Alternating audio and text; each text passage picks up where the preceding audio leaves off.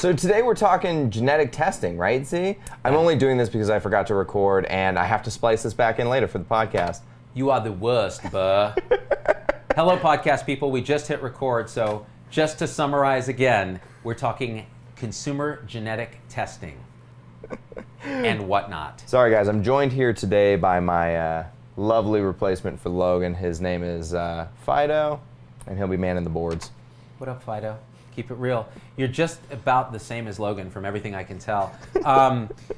Equally animated. So as we were mentioning, we're going to talk about 23andMe and the FDA approval of health reports for inherited genetic risks direct to patients and what that means for caregivers like us, for frontline healthcare professionals, and for patients, and for the future of civilization as we know it.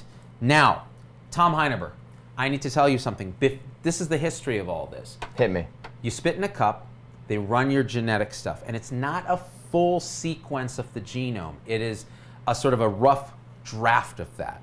And I don't want to get into the technical details of it, but let's just say they're not sequencing every single base pair of your DNA. But for $199 now, and back then it was $99, I did it in like 2013 before the FDA shut down the health risk screening component of 23andMe. And I got a report. Spit in the cup, send it off. 3 weeks later or something, I got a report. And let's pull up the first report that I saw, Tom Heineber. Let me see if I can do that. Boom. That's not it. Go to the other one. Boom. Go to the other one. Boom. There it is. All right, now for the podcast people, this is the actual report I got. Let's just leave it up, Tom. The actual report I got from 23andMe when I ran it on my ZDoggMD DNA, which is magical, it's radioactive, and it's controlled by Neptunians. All right, on that sort of setting, the top of this chart says venous thromboembolism. Now, this is before the FDA shut this down, Tom. You can't get this right now. Seems like you have a really high risk of venous. It says 73.2% your risk. Okay, you need to shut up. Average risk, 12.3%. And not tell me how I'm gonna die, all right? So this is basically my reaction to when I got this report, because look, I'm a doctor. What if I was a muggle? This is what it says. Venous thromboembolism, 73.2%, okay? Average risk, 12.3% in a lifetime to get a clot. So compared to average, I am 6 times more likely to have a venous thromboembolism. Those of us in healthcare know that's a deep venous thrombosis, other kind of thrombosis in the venous system, and that can embolize or move, can roll down the vessels into the lung, block off a lung, and kill you. Or if you have particular types of defects in the heart, it can cross over to the left side of your circulation and get into your brain and give you a stroke, which, if you ask my wife, she thinks I stroked out multiple times over many years and have multi-infarct dementia as a young man. But all that being said, this is a terrifying statistic for someone like me. I'm a doctor, and if I wasn't a doctor, I'd be terrified too, because it says there's basically a 2/3 chance that I'm gonna get a clot. Now, when I first got this in 2013, like, I didn't have a primary care physician, I didn't have a doctor, I was just taking care of myself, and I was like, oh my God! And do you know why, Tom, No, I have why? I have a clot? So it turns out 23andMe got more granular than that, and they said I have a heterozygous, meaning I have one bad copy and one good copy. I'm heterozygous for factor V Leiden, which is a not uncommon mutation, as particularly in Caucasians, that can lead to an increased venous clotting risk. Cool. Then it told me I also am heterozygous for prothrombin 20210A mutation, another clotting risk. Now, if I were homozygous for either of those, in other words, 2 copies of the bad gene, my risk would be a lot higher, like in the 90s, okay? So if you were a homo, it'd be like a lot higher. That is more risk. just wrong on every level, okay? Cut to Tom. I just want to see your face when you make a stupid comment like that. Look at him. He's like a man-child. This is why I have him on the show, because he's a man-child. So that being said, having these 2 different heterozygous conditions, and this is all from 23andMe data, direct-to-consumer testing that I did, I panicked, because I've seen patients with just one of these heterozygous conditions have clots and die of pulmonary embolism or worse, right? There's a lot of different complications you can get from venous thromboembolism or from venous thrombosis. You can get post-venous thrombosis syndrome in the legs where they're swollen and painful. You can have to have interventions like IVC filters, be on anticoagulation like Coumadin or one of the newer agents for long periods of time, putting you at risk if you fall for bleeding. The whole thing seemed to me to be a disaster because I had 2 of these risks, and 23andMe report said I have a 73 point whatever % chance of basically dying of something like this, right? Or getting a clot. Right. So I freaked out. I started like calling all my friends at Stanford who are hematologists, and I got 30 different opinions because nobody really knows what to do with double heterozygotes for prothrombin and factor V Leiden. Now, I'm a doctor, and I had trouble getting through this data. You know why? Because nobody really knows what to do with a lot of this genetic data. It's the first time in the history of our species that we've had access to this, and we don't really know what it means outside of a little bit of limited study and understanding. And what about family history? When it's almost slightly dystopian. I mean, this is like a lot of science fiction. Did you ever see Gattaca? Yeah. Cynthia Lentz was saying we should talk about Gattaca. Do you remember the plot of that movie? Almost not at all, because I hated it. So in the plot of that movie, he has a genetic heart condition that's going to kill him at 32, and the doctors are sure of this, right? And in the movie, he goes on to become an astronaut anyway, and he goes well beyond his genetically gifted brother who had some sort of a CRISPR-type treatment. Yeah. Right? And this is like, you know, the tag of the movie was there's no gene for the human spirit. Ah. Right? Okay. So this is interesting, right? Because when you're thinking about genetics and destiny, that's the ultimate question. Is the prothrombin and factor V mutations that I had that were revealed to me by consumer genetic testing that has now been approved, the same tests that I got are now approved by the FDA for 23andMe to do, the particular thrombophilic testing that they're doing, as well as Alzheimer's, Parkinson's, a few other things. Does this mean that I'm destined to have this problem? Well, no, it actually doesn't. Genes are not our destiny. None of the genes that they test are what they call fully penetrant. And no, Tom, that is not a pornographic reference. Because just go ahead, show his face when I say penetrant. That's exactly. So Diana Ball says Gattaca was about discrimination based on genetics, which is also true in the film. Which is also another topic that we should talk about with this, because discrimination can involve insurance discrimination, employer discrimination, social discrimination, and it's the insurance discrimination that I'm actually most concerned about. Well, what about, isn't there a benefit for something like 23andMe because it's a lot cheaper than something like having your entire genome sequenced? We got to talk about that too. And that belays the economic inequality. So let's talk about all these things, and I want to go piece by piece and not miss anything, because it's a huge topic that we're going to do an Against Medical Advice episode on a Sunday one of these days with an expert. I'm hoping to get Craig Venter, who first sequenced the human genome.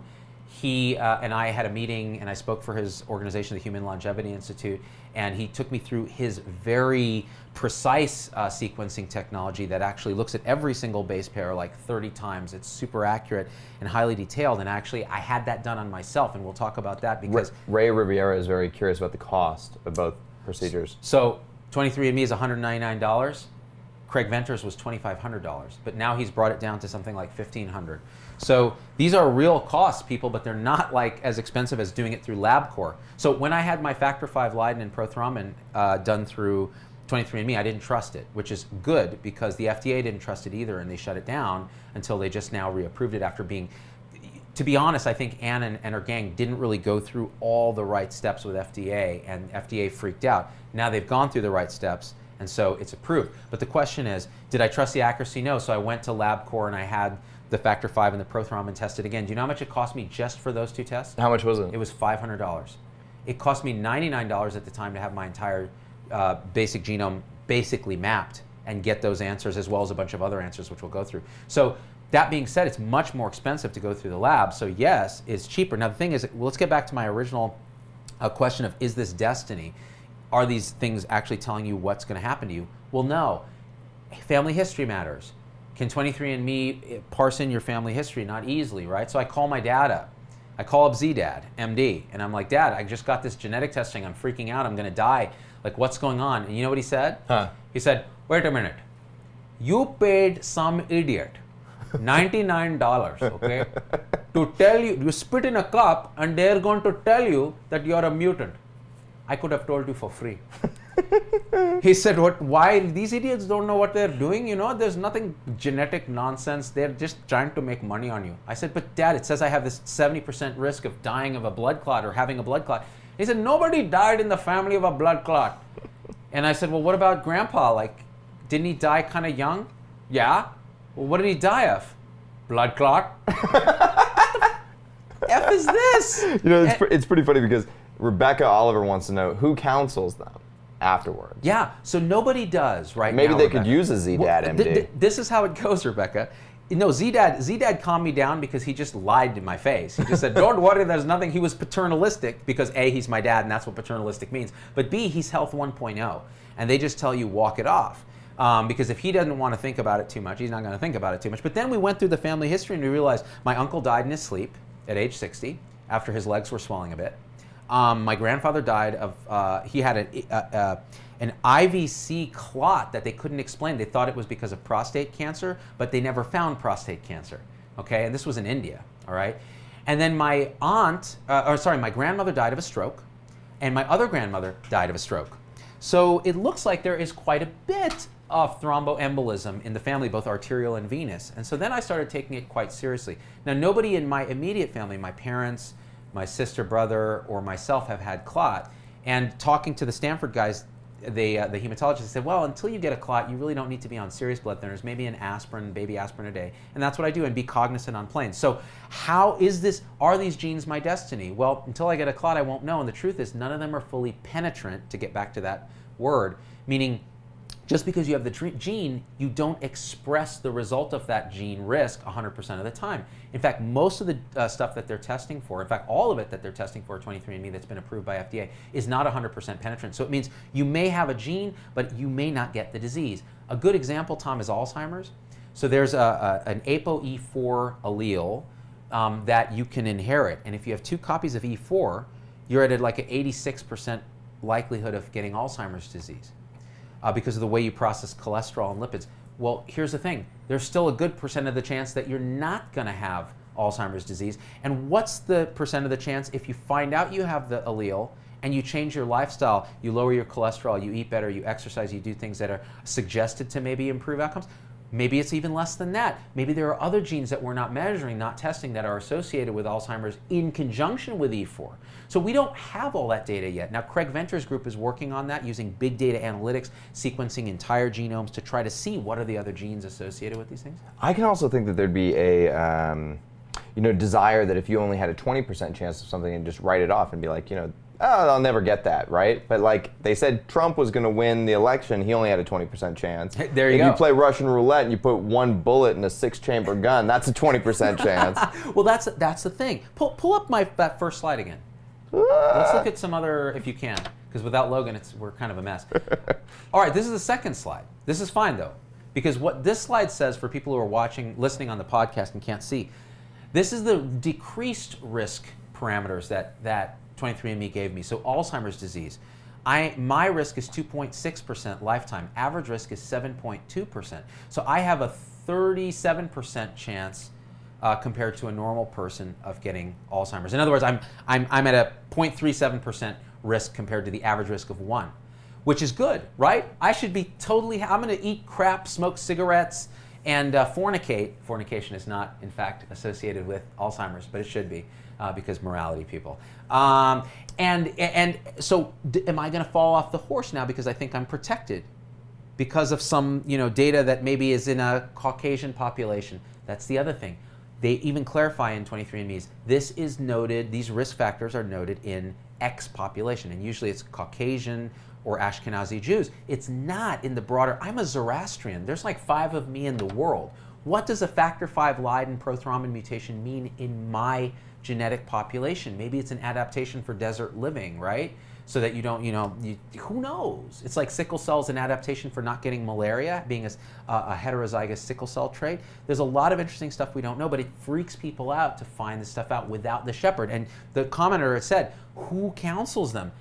Nobody. That's the problem. It's us, and we have 10 minutes to see a patient, and we're not getting paid to do this counseling.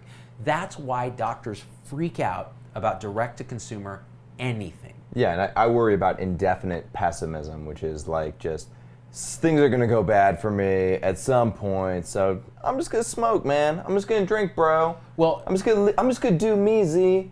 I'm gonna treat myself. That's how Tom Heineber might take his genetic results. That's how a lot of Americans would take their results. genetic Pull up my results. results again. The last one you just showed.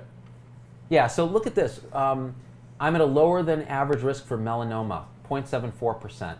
relative to 2.86% average. Does that mean I'm going to go out now, Tom? It's cool. I'm not going to watch my moles anymore. I'm going to go out and tan. I'm going to go out in the sun. Well, some people would respond that way. And without a physician or a genetic counselor or a nurse practitioner or a nurse to counsel them, they might go off the rails. So is this a dangerous thing without the human relationship? I would say yes. I would say you need a relationship. Now, Craig Venter's group forges that relationship because he makes sure he has a genetic counselor, he has physicians on staff to counsel through this. But if you do it direct to consumer, right, and there's still genetic testing you can get through your doctor, right, but if you do it direct consumer, you're kind of out in the world. So if 23andMe provides some very careful, you know what it does do, Tom? Huh. For the Alzheimer's risk gene, for the serious ones, Parkinson's, Alzheimer's, it gives you a disclaimer before you see results. And it said, sometimes these results can tell you you might get a condition that is absolutely incurable. We worry if you have depression or anxiety, you may not want to click OK.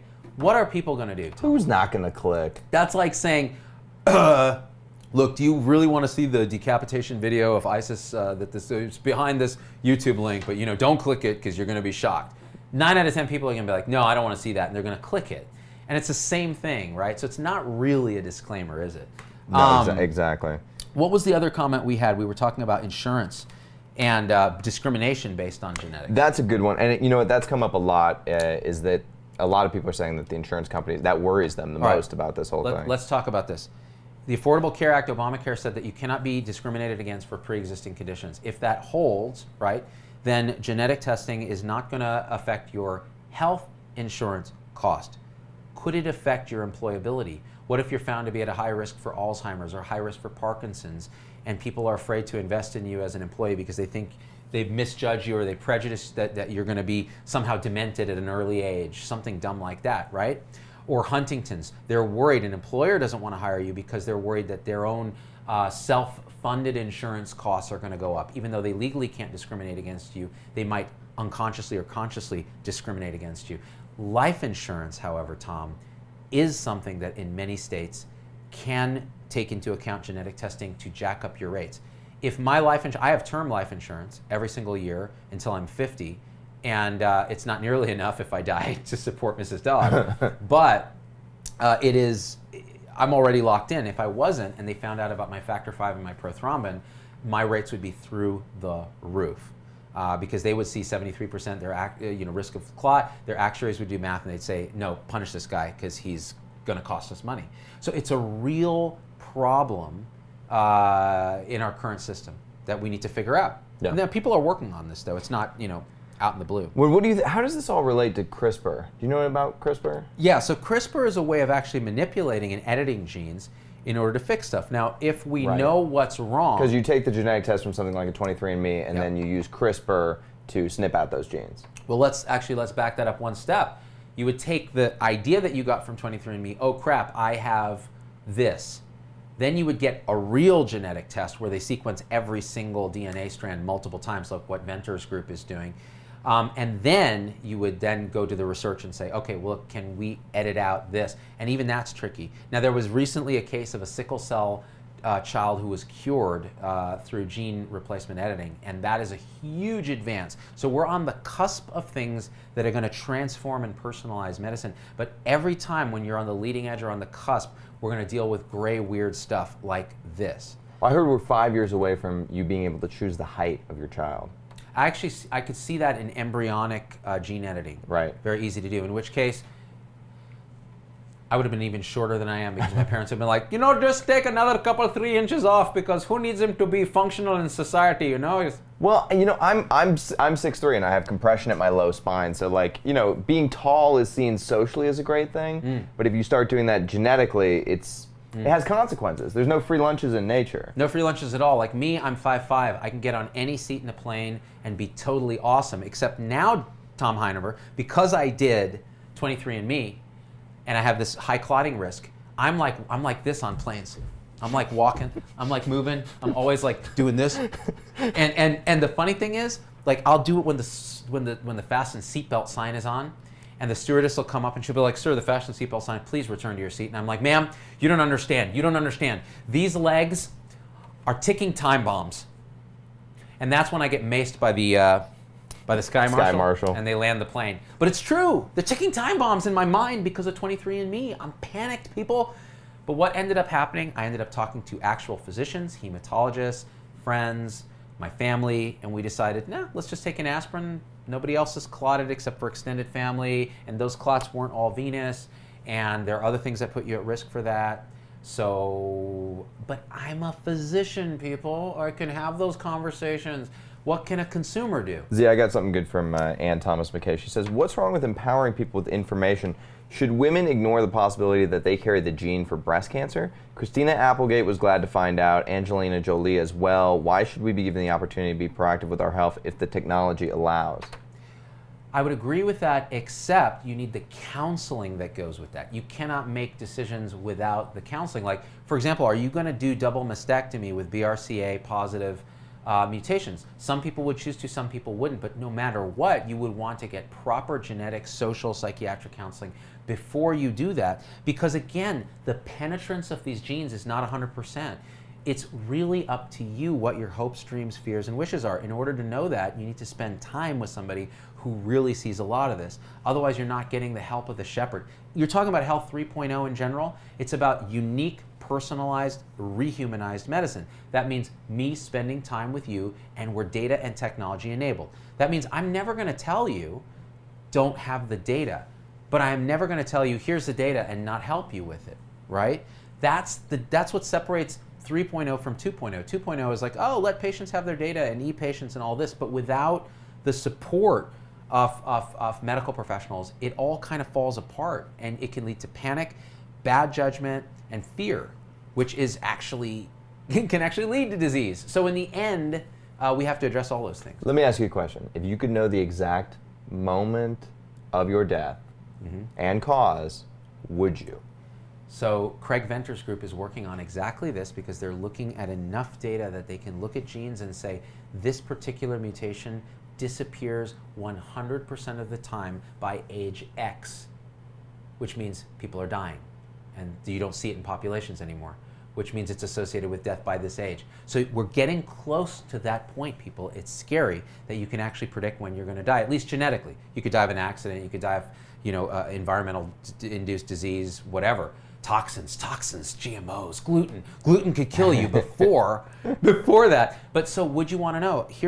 This is one of the great philosophical and fundamental questions in the human experience. Do we want to know that? I don't know. Do you want to know, Tom? No, good God, no. Ignorance is bliss. Plug me back into the Matrix. I want to be somebody successful, okay? I don't want to work at this show anymore. And I might say, no, I want to know because I want to get as much done as I don't want to work at this show. What? I was in my own headspace for a second, then I realized you just insulted the entire show. My entire raison d'etre. No, but that's a great moment where he hasn't put him back in the Matrix. And he goes, you know what I've learned after all these years? Ignorance is bliss. Ignorance is bliss. I'm eating a nice steak. I want to be rich. I want to be powerful. That's what he says in the Matrix, that doo-doo ends up dying. Yeah, exactly. So there's always that. So, again, I think the limits of this technology are clear. The benefits are potentially clear. As we improve, now Craig Venter's group argues that the more data we get, the better we get at it, the less gray area there is, right? So one of the other problems with this is that when you see a gene with a tendency to do whatever, doesn't mean you're going to get it. It means we're going to over-test, we're going to over-respond, we're going to cause complications, and oftentimes in healthcare, less is more. But would we deny patients the understanding and the empowerment of knowing their genes? Not if they want it, and not if they're willing to have the conversation about what it means without not being able to process it. Yeah, true. Let's see other stuff here.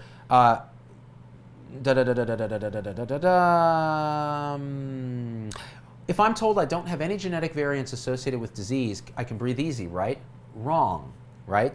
Because we don't have the full panoply of what different mutations mean. So you may be harboring a mutation that they caught that is going to kill you, but we don't have enough data yet or understanding of what that means in the setting of your metabolome. What are your different hormones and proteins in your body? What's the epigenetics involved, the outside of genetic stuff, environment, mitochondrial DNA, stuff in your cytoplasm that you inherit. And then I'm getting into the weeds that I'm not going to get into, but the bottom line is there's a lot of things other than genetics that affect your destiny. Hit the slide, the other slide where it says Alzheimer's, or no, traits, the traits slide. This one. All right. So here's my 23 for people on the podcast.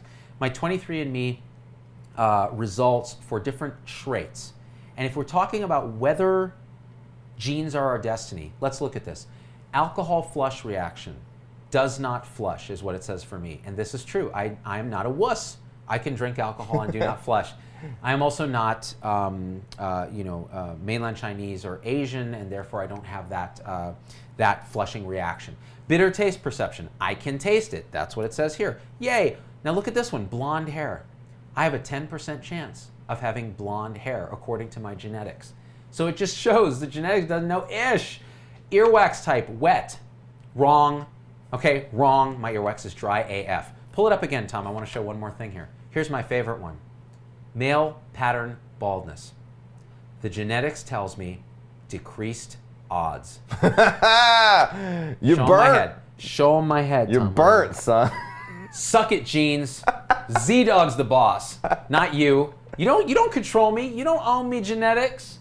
Ann Wojcicki. By the way, so here's the best part of this whole story. Ann Wojcicki, the CEO of 23andMe, the consumer genetic testing company we're talking about, was at a genomics conference that I spoke at, Eric Topol's conference, I think in 2013 or 2014. And I did my talk, and I talked about my 23andMe results and how it freaked me out, and I panicked. But then I was talked down by doctors and people, and the human relationship and the counseling is what actually allowed me to get on track with a decision that focused on my hopes, dreams, fears, and goals, right? Which are not to die of a clot, but also not to freak out and be on blood thinners and go crazy and destroy my life at the tender age of whatever I was at the time. At the end of the talk, so it turns out Ann Wojcicki was in the audience for this talk. And afterwards, she heard my story, and she's like, can I share your story with other people? Because I think it's an interesting tale about how these genetic testing things can be good and bad, but actually mostly good because you found a path now for dealing with what you have. And I said, sure, but only if you'll take this picture. Tee it up. That's right. It's Ann Wojcicki, formerly married to Sergey Brin of Google, okay? CEO of a big company, sister of a bigwig at YouTube, rubbing my calf because I might be clotting at that very minute. That was worth the price of admission. That's a company that goes above and beyond, okay? They go above and beyond. That is customer service right there, Z. They go above and beyond, and that's full disclosure, guys. They are not a sponsor of this show, but I would like them to be because I'm willing to be rich. Z, do you worry about like this world where we're all going to be statisticians and we're all, we're all dissecting the probabilities of everything all the time, and we're either indefinite in terms of optimism, indefinite in terms of pessimism, and we're all just kind of hedging all the time? That doesn't seem like living to me. It'd be a vastly better world than we're in now, because right now we're so statistically incompetent. We use intuition, which fails us actually in terms of statistics, and that's why I think anti-vaxxers are so vocal, because they don't understand statistics. They can't intuit statistics. Our risk-benefit ratio analysis is totally wacky. So I think we could get better at statistics before I would get nihilistic about it, to be honest. Well, I'm just saying, if I got the test and they were like, you're going to definitely die of Parkinson's, I would be like, this information doesn't benefit me as a patient, right? There was an episode of the show Chicago Med where this woman had a parasite and they told her about it, right? And the young doctors wanted to talk about it. The old doctors like, don't tell her about it. It's going to ruin her life. What can she do with that information? That's exactly what my dad was doing with me. He's like, why do you even want to know this? And here's the best part. Both my parents are doctors, right? Both from India. Mother a psychiatrist, dad an internist. I get on the call and I tell them, look, this is what I found out. You guys should get tested stat because you're in your 70s now, your late 70s. And you may want to know, you're going to clot, you're going to do this, you're going to do that, you're going to do this. And this is what my mom said. Why the hell would we want to know that? Are you kidding me? Seriously? When your number's up, your number's up. You want to sit there freaking out? I freak out about enough stuff about you idiots. Why do I want to freak out about myself? And for a second, I was like, damn, that woman is right. That's why she's my mom. So, spot on. Like, sometimes less is more, people. And sometimes knowledge is power. It's a balance. And it's personal, right? It's not, one size doesn't fit all. Yeah. With knowledge, too. With what you need and want to know. They probably come from a generation that was more definite in terms of their thinking also, Yeah. I mean, they were definite and indefinite. There was so much they didn't know. Like, my dad was like, he's always saying, I don't know why the patients didn't die when we took care of them, but they lived. Despite our best efforts, we were doing all kinds of terrible things. And my mom's take was, look, I used oral contraceptives, when I was in childbearing age, and despite that, you were born. But and heavily mutated. But she said, if I had known about the clot thing, I never would have used oral contraceptives, and it would have changed my entire pattern of behavior, because oral contraceptives are a risk, which is why, Tom Heineberg, knowing what I know now from my genetic testing, would I have my Z-pups tested? Because there's a very good chance they inherited one or both of my heterozygous alleles and are at higher risk for clotting. And in women, it matters because if they choose to go on the pill, which if they ever did, I would find them and kill their boyfriend, okay? Because that's what I do as a dad. If they do that, they're at a higher risk of clotting. And I would worry if they had a surgery, if they went for an ortho surgery, that I'd want to make sure they were on Lovenox or something post-op to prevent blood clot, because they're at higher risk. So would I get them tested? And the answer is I would, but I'm going to wait because there's no reason to do it now. I'm going to wait till the technology is better, until the counseling is better, so that we can know what to do with the information when we get it. So these things do make a difference, not just for you, but for loved ones and genetically related family. Anxiety about issues over which you have no control is bad for your mental health. That's Cynthia Lenz. Well, many people would agree with you, Cynthia, and actually I do agree. I think anxiety is terrible. You want to hear a quick story about 23andMe? Hit my me. My best friend from college, who's still one of my best friends, he had always felt, Caucasian guy for all intents and purposes, always felt that he was a little off. He really loved spicy food. He had a tremendous amount of rhythm, and his dad looked nothing like him. His dad had died of pancreatic cancer, and he went into a sort of midlife crisis. He's my age, a little bit older, and he did 23andMe.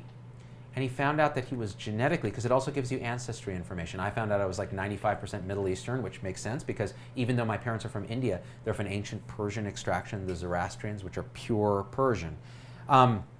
He found out he was like 50%, like 30% Puerto Rican and 20% black and 50% Wow, Caucasian. That's weird. And he never knew.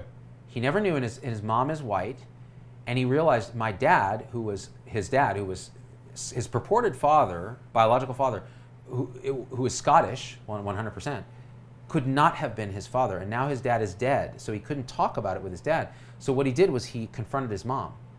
And it came out that she, after a lot of drama and denials, it came out that no, the person who had raised my friend as his father all his life was not his biological father. He was a father who took over for the mother in a time of need and just owned it, said, no, I'm his father.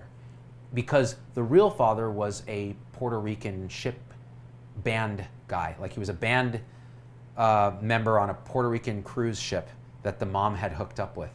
He was Ricky. He was Ricky. He was Ricky Arnaz. Ricky Ricardo. Ricky Ricardo is like, lo sé, I told you once, I told you 100 times, do not have that baby. And this transformed everything in his life, and I'm not sure necessarily for the better, because his dad was his dad, right? Raised him, treated him as a son, and was so deeply connected, and now they can't even talk about it because he's dead. So it's really a question of what does information mean to you and affect you on a personal, emotional, psychosocial level. Elizabeth in the comments says that she was going to do 23andMe this week, and because of what we're talking about today, she's going to wait, not do it. It's interesting, Elizabeth. I mean, I think, and again, I don't want to discourage people from doing this. I'm just saying, know what you're getting into. Understand that it is a Pandora's box that once you open it, it's very hard to close again. And if you're at peace with that, like me, look, Tom, honestly, I would never not know everything I can possibly know about me. That's who I am. I want everything to be quantified. I just love to know, because then I feel a sense of control, even when there isn't control. Even if it's just perceived control. That's my phenotype. You seem to be a little bit different, right? I just straight up don't want to know. You just don't want to know, yeah. I think mainly I don't want to know because I have mental illness in my family. I mean, they can't tell me about that, can they? Yet. Well, there are some suggestions of tendencies towards schizophrenia, bipolar, et cetera, depression. So you can get some of that, but it's not definitive. It's nowhere even close to penetrant because it's not just one gene. It's a whole host of genes interacting with your environment and your upbringing and your epigenetics and everything else. That's what makes us. You had said it earlier. We were talking when we were editing the Kesha video today. Yeah. You said, look, people are like, is it nature? Is it nurture? And it's like, hey, dummy, it's both, and it's always been both. It's like, always it's been not both. rocket science. Yeah, and I don't know, man. For me personally, as somebody who's like schizophrenia runs in my family, and I don't have it yet. There's still time. You're only 27. You know, it's just like I had to deal with it with my mother growing up, and I don't want to deal with it with children. It would really like negatively affect me having children. You know. How interesting. So if there was enough advanced genetic testing that it could tell you that your kid was going to have a good chance of schizophrenia, you wouldn't have a kid? I wouldn't have a kid if it said 10% chance of schizophrenia. Now look at the statistical thinking on that. Intuitionally and morally, you're like, no, even 10% is too much. I mean, I probably would. My wife would talk me into it. Yeah, of course you would. Yeah. Because your wife is smart. I would just be like, no, I don't want to, you know, it would ruin my life, honestly. Would you just the worry of it? No, just like actually dealing with somebody who's schizophrenic again for the remainder of my life, because I had to deal with that in my family of origin. How about this though? How about your wife pressures you into having a kid? There's a 50% chance that the child will have schizophrenia, according to data you've received from a genetic testing firm, which by the way is not available yet. How are you going to raise that child? Like, are you going to be freaking out every day that the child's going to have a schizophrenic break? Yes. Are you going to tell them not to do No, psychedelics? I wouldn't. I mean, I wouldn't be freaking out every day, but it would constantly like eat at me and wear away at my mental well-being. Whereas if you didn't know at all, it would be better for you, or would you still worry? Way better. Yeah, way better. Yeah. So I think this is exactly. It's just like if I knew how I was going to die. Yeah. If I knew that I was going to be hit by a bus on March 18th at, you know, every day that got closer to March 18th, you know, 2092, whatever it was. Yeah. I would just be freaking out. You'd be like, 1.21 gigawatts, Marty. Yeah. On this day, lightning will strike the clock tower. It's too much freaking information. Let's read some comments here. Francie Darnell, Tom usually shows psychotic symptoms before you're 30, so actually as you age, you'll have a less chance of getting sick. I'm a mental health counselor. Exactly, Francie, and Tom actually knows this, and we've talked about it, because he was thinking if he was going to have his break, it would have been teenage years or earlier when he was experimenting with psychedelics and running around and that sort of thing. But it does, it really wears at me, like with children. Yeah. But I do feel like I should get genetically tested. Yeah. To know. Well, we'll set it up, man. I'm gonna do it. Let's do I'm it. definitely gonna do it. Let's read the results live on a show for the first time and have you respond. That'll suck. Yeah, yeah, that's why I like it. I'll do it. I'm like, yes, it'll be terrible. Yes, let's do it. Pam Carrion, my father told me I was adopted when I was 32. Shocked. Lots of psychological issues associated with that type of deception. I can imagine, Pam. I'm sorry you had to go through that. I mean, I hope things have processed through since then. Holly has a good point for me. She says, Tom, as a parent, you worry every day even without a test. Yeah, which I guess is, I guess that's very true. Tom doesn't understand that, right? My Z-Pups are downstairs right now, and I'm kind of vaguely stressed that they're getting into trouble. Love Z-Mom, says Holly Boyd. Yes, Z-Mom is something else, something else. Amy Crittenden, my mom got upset because her doctor kept pushing her to get a colonoscopy. She was 70 and in good health. I asked her, if you have a cancer, are you going to have surgery to do chemo? She said, no, let me go. I said, then don't bother with a colo. Spot on, Amy. We need to understand the point of screening tests, including genetics. If you're not going to do anything with the information and it's not going to affect you, then why do the test? It's just going to cause trouble, stress, and cost. What else do we got? We live in the age of information, but no one understands the context of that information. Chris Miller. Right, Chris, but that doesn't mean we shouldn't back off on gathering information and trying to understand the context, getting better at that. And I think as we get smarter and smarter machines before they take over and kill us all, they're going to help us understand these things. Somebody had a male pattern baldness comment, which I wanted to read because I think that's funny. Oh, here it is. Ann McKay, male pattern baldness. I once got an honorable mention in a haiku contest for us on a science show on Discovery Canada here, and here's the haiku. Bald head, colored blind, passed down on the female line, son, your destiny. That's the best haiku about male pattern baldness I've ever heard. Yo, what's up? You want to come work for Z Industries? Bring it. Bring the noise. By the way, how many people saw, and this wasn't on the podcast, yesterday's episode of Dr. Zena McDrag and hated it? Leave a comment. Personally, I didn't like it, but... I didn't like it much either, but a lot of people really loved it because all I did was dress up in drag and we had wrinkly makeup on for a video that I was doing, and I cursed like a sailor and talked smack the entire time. And some people were like, finally a show I can watch. We were like, let's just go full, just insane. Go insane. See what happens. And I didn't like it. I got a lot of angry emails from people who watch with their kids, and I felt bad. But then there were a lot of emails who were like, you made my day so much brighter by just going off the rails. So Z-Pack, understand this. We're going to do a little bit of all of the above. I didn't release that one as a podcast because it's absolutely mindless. However, if you really want me to release it as a podcast, lobby me here in the comments. Dude, Otherwise, Jake yes. McClure says we should do this like Maury. Like we should do genetic testing. Like, you are not a carrier for CF. Oh my God! I'm so happy. I knew it, Maury. I knew it, Maury. You have ApoE44 homozygous. You are getting Alzheimer's. I'm sorry. Where am I? Yeah, I mean it is on, people. That would be the way I'd want to be told. 100%. Yeah. 100. Guys, this Sunday, what's the date this Sunday? April. I can't make it happen on my phone. April, I don't know. I don't know. This Sunday, April 7th, 8th, 9th. April 9th. This Sunday, April 9th, we are going to have a very special episode of Against Medical Advice. We are going to have a special guest, Kathy Trevnicek. If I'm saying that name right. We will say it right soon. Yes. She's a pain physician, physical med and rehabilitation, physiatry, and she manages chronic pain. And we are going to have a conversation about opioids, chronic pain management. So you will want to join that, especially because we're partnering with Physicians Weekly to actually offer continuing medical education credits for both nurses, doctors, and physician assistants. Other groups have to wait because it costs a lot of money for us to get accredited to do that. So we're starting with those 3 groups. So join us Sunday at 4 p.m. Pacific, 7 Eastern for Against Medical Advice, the opioid edition with special guest Kathy, Dr. Kathy, and we're going to have a really good discussion, and we want your comments to be a part of it. Please hit subscribe on this podcast and review the podcast because it helps us tremendously. That's right, Fido is nodding. And we love you guys, right? I do. I do. I've been loving them. I love them a lot. Thanks, Z-Pack. We out. No outro today.